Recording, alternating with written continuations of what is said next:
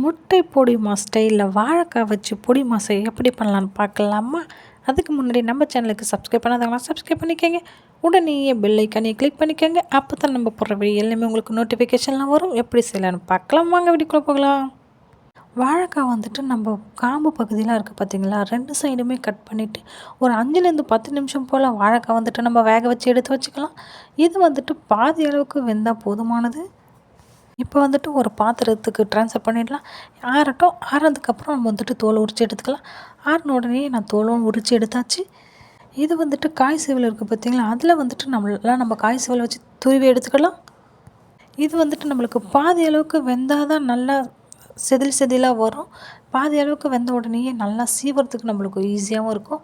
இங்கே பாருங்கள் எவ்வளோ சூப்பராக இருக்குது சீவறது. இது ஒன்றோட ஒன்று ஒட்டக்கூடாது. அப்போ தான் கரெக்டாக பாதி அளவுக்கு வெந்திருக்குதுன்னு அர்த்தம். இப்போ சீவி எடுத்து வச்சாச்சு. ஒரு கடாயில் தேவையான அளவுக்கு எண்ணெய், கொஞ்சம் கடுகு, கொஞ்சம் உளுந்து, வரமிளகாய் 2 போட்டு, தேவையான அளவுக்கு வெங்காயம் போட்டு நல்லா வதக்கி விட்டுடலாம். தேவையான அளவுக்கு கருவேப்பிலை, ஒரு 3 பல் பூண்டு நல்லா தட்டி போட்டுக்கலாம்.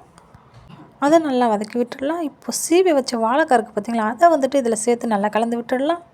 தேவையான அளவுக்கு உப்பு போட்டு நல்லா கலந்து விட்டுடலாம். பெப்பர் பவுடர் கொஞ்சம், ஒரு பிஞ்சு மஞ்சள் பொடி, 1/2 ஸ்பூன் அளவுக்கு மிளகா பொடி போட்டு நல்லா கலந்து விட்டுடலாம். இறக்குற சமயத்தில் கொத்தமல்லி தழையை போட்டு இறக்கிட்டோம்னா சூப்பரான பொடி மசாலா ரெடி ஆகிடுச்சு.